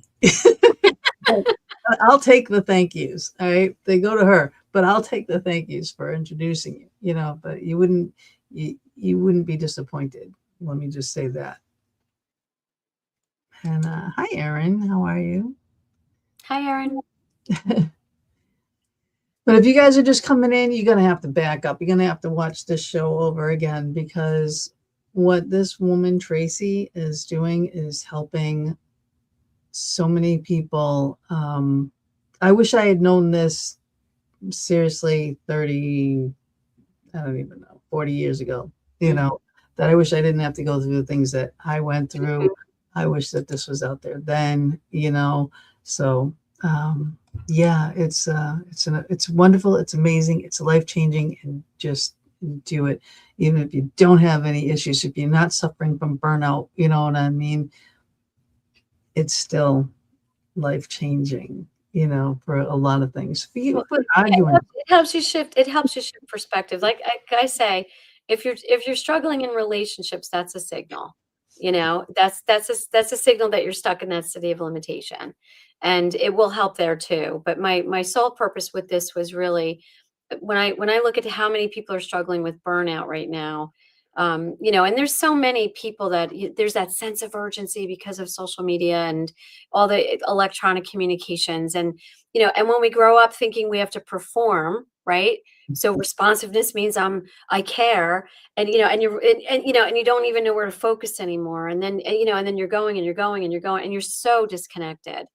That's burnout, right? And they're calling burnout so many different things, screen burnout, this burnout, that. To me, we just get emotionally depleted. We're bankrupt. Yeah, it's enough. It's just enough. I'm Right. done. When Right. you're And it's done. really learning, and they'll say that, they'll basically say that, you have to set boundaries, but many people are afraid of boundaries because they think it's confrontational, but it's not. But when you understand your own beliefs and what sort of drives that fear, you all of a sudden realize, like, no is a complete sentence. You can say no. Right? and Come just, on, why is that so hard to say? right? Like you can just say I'm no. not I never said no. I was angry because I never said no. I was gonna like, kill yes, yes, myself to yes, yes. freaking do all these things for Right? everybody. And Yeah, I'm a human doer, human do. I'm doing, and I'm never saying no. And I'm angry at all of you because you're asking me, but I'm the one not saying no. Right. right. So, I was a people pleaser. Right. I was Yep, like, I sacrificed myself. I people pleased, and all I kept doing was, when I realized that my people pleasing and that all that sacrifice and me having to be not having, but wanting to be an overachiever because I thought performance was going to give me worth and value and it was going to make me belong, right? yep. Then it Nope. was like, oh boy, like these are three major things that could have killed me and three major things that kept me away from people, and kept me apart from people. And, with so many people feeling isolated today, whether or not they use substances or not, Yeah. everyone's got their thing that they disengage with, right? Yep. So it's just really looking at yourself emotionally and seeing how you're checking out and how can you get back to presence? How can you get back to Yeah. connection with you, connection with others? Yeah. Yeah. And being women in business, like I know it. I wore every hat in the business, Mhm. I kind of went through it with you already, but chief cook and bottle washer, yes. Right. That's, I mean, that's exactly it. And the books and the taxes and the paperwork and the, going out and estimates and then trying to find everything and trying to find the best prices. And I was known to, give you $1 million look for, way, way low prices. I was Yeah. like, Yeah. poo-pooed upon by all the regular designers. I wasn't in with them because I'm not selling you, Yeah. Baker furniture from the design center in Boston. Like, why am I going to sell you a $10,000 couch when I can sell you a $2,000 one or even $1,000 one or under $1,000 one that looks exactly the same? It might not be the absolute, that perfect quality, but it's, there. Mhm. So, I mean, I would fight to find that, you know what I mean, and be affordable to people. So it's like there wasn't a lot of pressure on me to do that, you know what I mean, and being, like, well, why are you doing this? It's like you're Yeah. giving us a bad name about it. Why But do you do this? You're the yeah, one who wants like my favorite story at work before I started my business was this was just before my breaking point. I'm sitting with the owner of the business. I'm sobbing hysterically. I can't handle anymore. I can't handle. I'm the fixer. I can't do anymore. And I'm like, I need help. I need help. I finally had the courage. I say I need help. He's sitting at this big mahogany desk and he leans forward and he says, you are the one who goes to 110%. No one else does. And he said, when you can stop doing 110%, you will get the help that you need. And at the time I'm like, what is this what? guy? Yeah, no, I'd be like, And I'm like, I need help. Right. yeah, But his point was, unless you change, this will not change. Like, he was pretty much, the whole idea of if nothing changes, nothing changes. And yeah, and he sort of said it like that. And I was like, what? yeah. And of course I'm from New Jersey, so there's a finger we like, and I was like just really like I cannot even believe this guy, but I have to admit, like after I really broke and I went on this burnout recovery journey and I saw that it was my thinking that drove me, that if I gave 110% and I sacrificed myself, I thought I would belong. I thought I would, people would like me. It was crazy when I realized that. And I did reflect on that conversation and he was right. And Mm, he knew it. And he was about ready to retire. He had been in business. He ran his own business for years and years and years. And he pretty much, if I would have listened to him that day, I probably could have learned something. But again, you I weren't ready to was answer so the stuck and question. I wasn't Your ready. mind is like, Yeah, I wanted to say it was you not supporting me rather than yeah, me not not, accepting the appropriate help. And because I was again doing everything and having to, I felt like I had to do every aspect of it. And I didn't, the insanity. but that was my belief, Yep. right? So that's the beliefs we have. And that's just one example. But when I looked at some of the other ones, like in relationships and, with family and, and things like that, it was just like, wow, I had no idea no idea how my life experiences really shaped the way that I showed up. And when I realized that, I was like, oh no, like, no, I'm changing this. And because I knew what to do then, and so what and how. I knew what to do. I just needed to learn how. And then I started piecing together how, because it's easy to talk about how, oh, you shouldn't do this, you should do that. Oh yeah. No, When someone says, just snap out of it, just don't no, do that. you can't. What? You have to really practice how. And That's when you practice how, as I said before, you are so empowered in every area of life, at work, at home, in your relationships. I mean, like with your husband or your wife, whatever. It's amazing. It's absolutely amazing. yeah. And your relationship today is great, right? So Yeah, we've been together for 32 years, uh, and that's amazing. I mean, there was a point where there was a time where, I didn't know that that relationship was going to stay because, it was always like this. It was always me flipping out, in burnout. My go-to was always like, especially towards the breaking point. And then when I started the business, because I'd learned these great practices, right? Or like when right after my breaking point for a good couple of years, I was like, oh, I'm all gung ho. And then I stopped, and then basically I stopped doing it and I lost my job and I had to, not that I had to, but I started a business. And then, business is going great. I'm doing great. I don't need these practices. Who wants to spend 5 minutes in the morning doing intention? I'm like, I have things, bigger things and more important things to do. And the reaction started to come back. right. When fear would trigger, when, again, wound goes to the initial belief, to the limiting belief would then trigger my fear. I would be reacting again. I was exploding again. And can you imagine being a CEO and like just flipping out over stuff? And someone comes in to ask a question. I'm just like, it was the last straw, and they'd be the recipient of the last straw. How inappropriate is that? And I would feel so much shame, when Right. I reacted like that. And then I was doing the same thing at home and I couldn't figure why, like, why aren't we close? Because I'm like freaking out all the time. Right.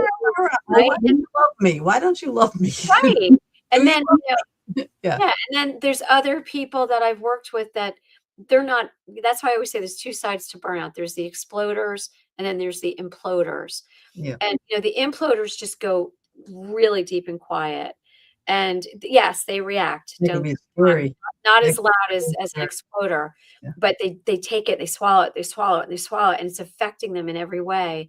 And then ultimately they get snippy and snappy, and they can't handle it either. And And either then the way, person on the other side of that is like, what happened here? It just came in and said exactly. hello.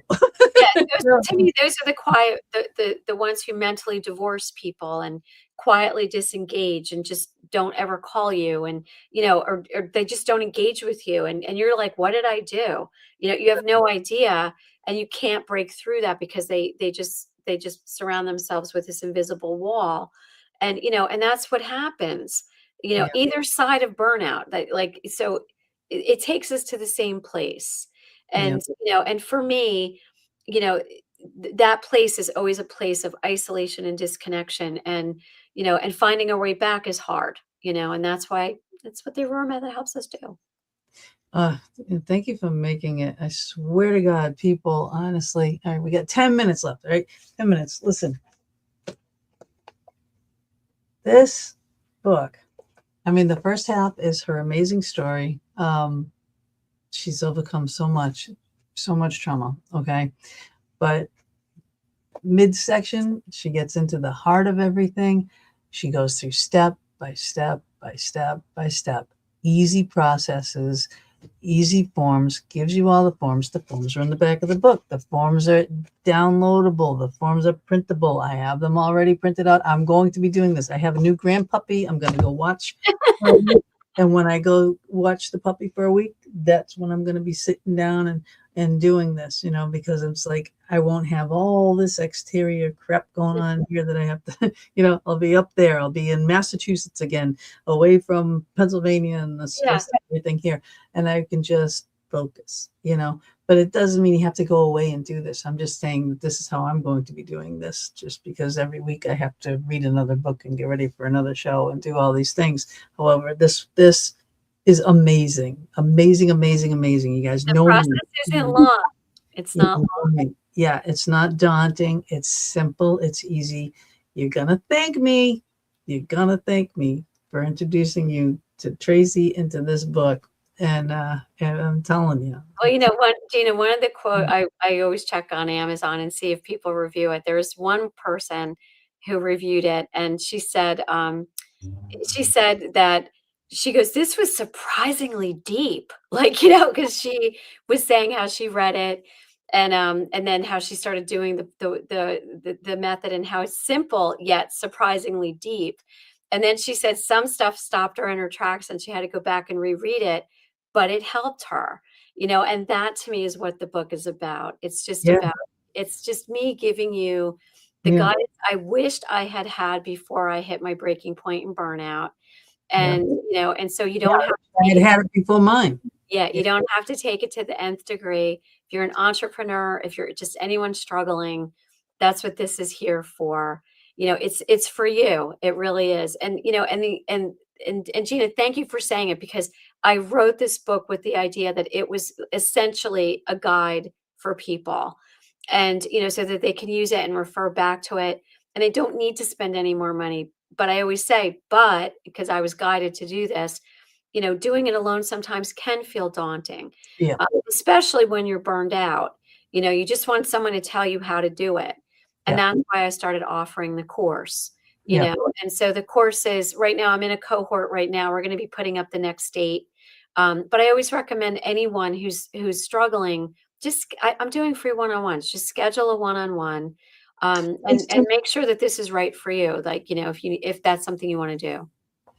yeah, I highly recommend it. I would totally, I mean, if you're struggling in anything, really, it doesn't mean you have to be addicted to anything. It doesn't mean you have to be burnt out. If you are just struggling in your relationship, in your job, in whatever, it's like, what is it? What is it that's wrong with me? What is it that's wrong with them? You know what I mean? It's like, Yes.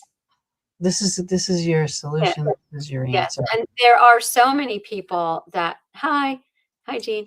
There's so many people though, like even at work where they feel stuck, right? And that when I talk about the reaction cascade, I'll always say, like, how many times have you like sat in a meeting, let's say at work, and you're asked to present something, and one of your colleagues who you feel pretty close to abruptly interrupts and asks a question, and instantly you're like, "What? I don't know how to answer that," right? And you get all jacked up, right? So, and then you start thinking, I'm never going to get that promotion, right? And then the cascade starts, and then you're like, oh my gosh. Yep. And the thing is I've seen people, especially when I was sitting in the CEO seat, and after I left the business, it was so cute because so many people would call me and be like, can I bounce something off of you? And it was all, mentorship. But what happens is when we have that need to succeed, and especially I always go over here when I talk about the city of limitation. There's self-centered traits. One of them is self-seeking, which means I need validation and approval. Mm. I've seen so many people in the workplace who are self-seeking.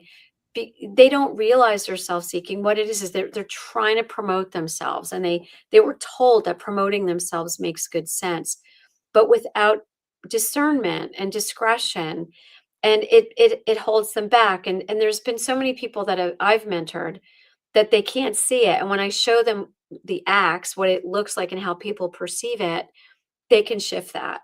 And that's just one example of why someone won't get a promotion. Having sat in the CEO seat, the number one reason people don't advance is because of conflict.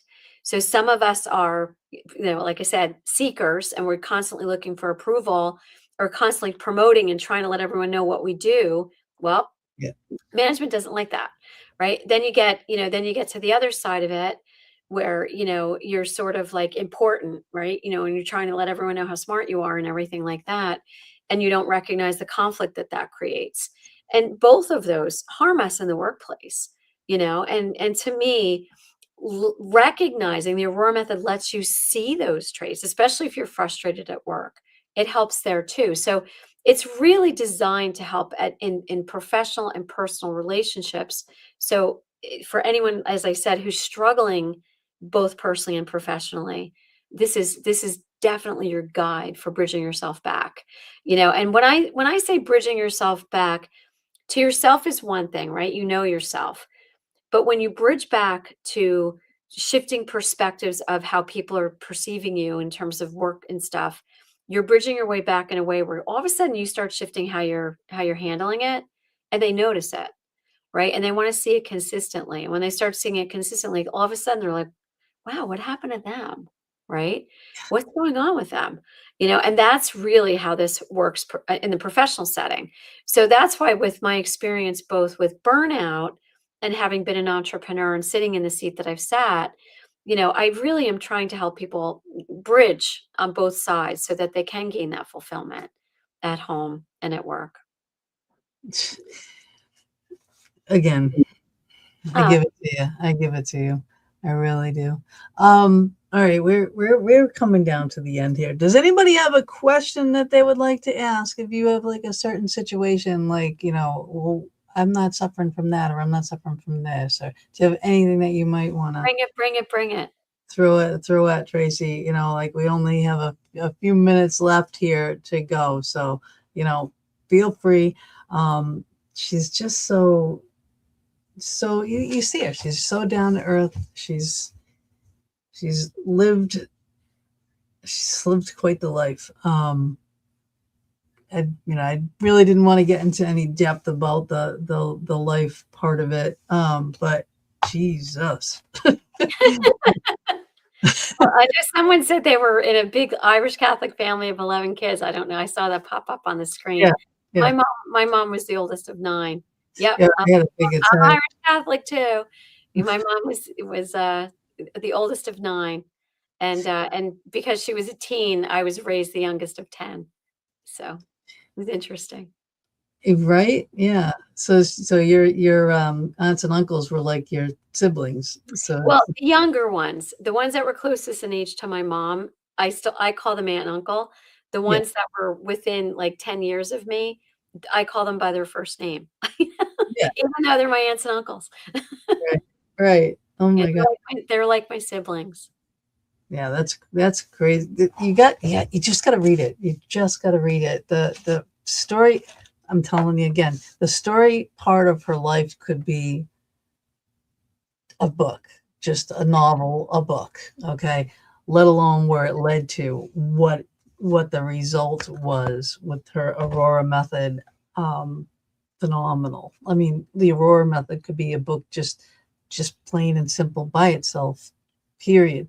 All right, so it's 2 books in one, but I'm glad that she did it. I'm glad I read it.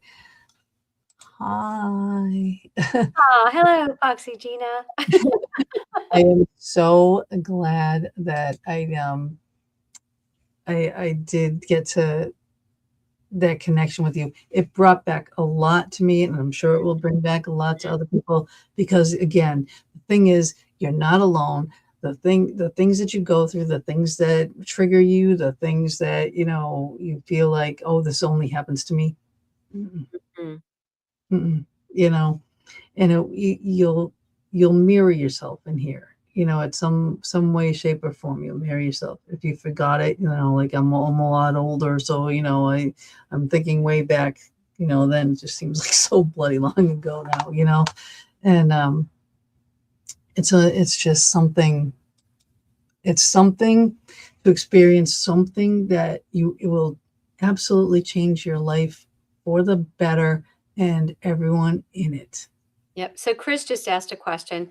Yeah, Yes, what it does, Chris, is it helps you see, when I was in a super demanding job in the pharmaceutical industry, there's like a beginning, a beginning, a beginning, a beginning, and then an end. So there's no middle. And when you're never technically off, being able to say no is really difficult because of the fear of losing one's job, right? And so the idea here is, if you're in that high demanding job, it's really learning how to find some time for yourself. And how do you do that? You have to first see how this stuff is driving you, And so that you can shift your voice a little bit, right? Because the thing is not only do you find your way back to yourself, you're finding your way back to your voice. And, and setting limits and setting boundaries is scary because we think we're going to lose business. We think we're going to lose our jobs. We think whatever it is that we think we're going to lose. But having that conversation to be able to switch off is becoming more and more and more needed now. It doesn't mean you're just outright saying, no, I'm not doing that and getting angry. It's just really about building in that time.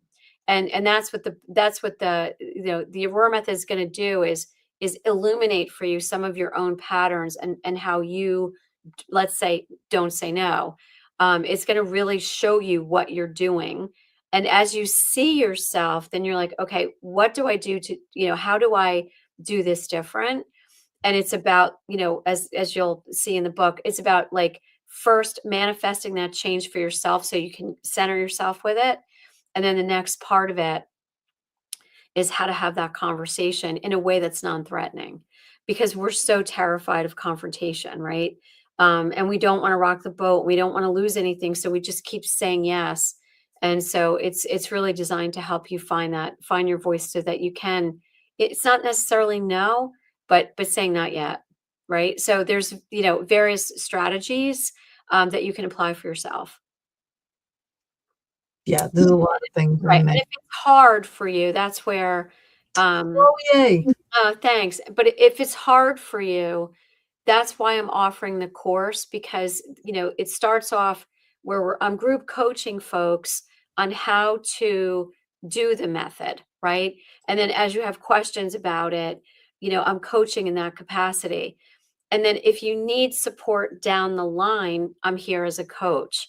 But right now I'm working in the group capacity because I really want to reach people.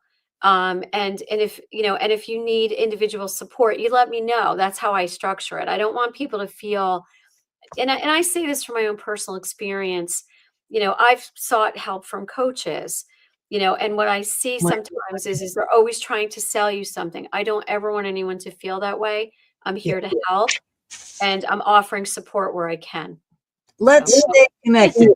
Our very end, okay? Let's stay connected. She is saying this throughout this entire book. She is not leaving you in the lurch, not one step of the way here. She even tells you, I'm reading and reading and reading. Okay, well, let's take a break now. And I'm like reading and reading and reading. I'm like, okay, I got to take a break. I needed to take a break at that point anyway. And I was like, hey, and I said, I'm going to take a break now. I was reading and Bob was sitting there and I said, no, the book told me to take a break. And he's like, get out of here. And I'm like, no, I opened up the page and I said, look, right here. It says it. Let's take like little icons. Stop. I know. I'm like, this is great. It is just great. It is one of the best things I've Oh, thank you. There's another woman. She's written a book, Why Am I So Happy? And I'm gonna meet her for dinner. I mean, she was just like, oh my God, Tracy. It was like listening to, essentially just like someone sitting across my kitchen table talking to me, and I was like, yay, that's what I wanted. I just want to be a guide. So yeah, well, you did it. You did it. You got it. All right, we are out of time, people. So, all right, I'm gonna have to say thank you so much. Just thank you. In here, thank you for writing such an incredible book. It's been a long time coming. It's finally here. I've been waiting for this book for 40 plus years. Okay, I've been waiting for this book, and now it's here. This is the one that you want. Okay, so I gotta find my exit video here, people. Okay, here we go. All right, so I just want to say again, I'll see y'all next week. But Tracy, I'd love to have you back on again sometime. So hang on for a minute. I'm gonna say buona notte to everybody else, and definitely you're gonna thank me. Bye.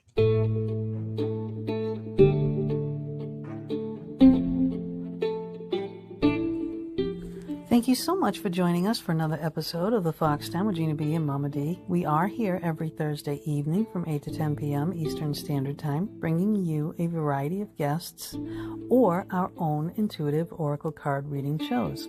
We are streaming live on Facebook on my personal page and our YouTube channel, The Fox Den with Gina B and Mama D, on Mama D's YouTube channel, Angel Meadows, as well as our audio-only venues. We hope you enjoyed our show and our guest or your reading, and we would love it if you would go to our YouTube channel, The Fox Den with Gina B and Mama D, subscribe, share, and definitely hit that notification button to never miss a show. We'll see you all next week, and subscribers, watch for our pop-up shows as well.